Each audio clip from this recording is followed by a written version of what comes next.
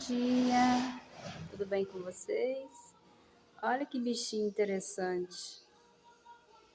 Olha, não sei que bichinho que é, mas ele é muito bonitinho, tão pequenininho, dá a impressão que é uma borboleta, né?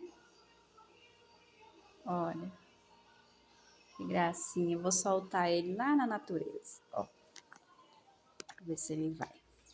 Vou soprar aqui pra ver se ele vai.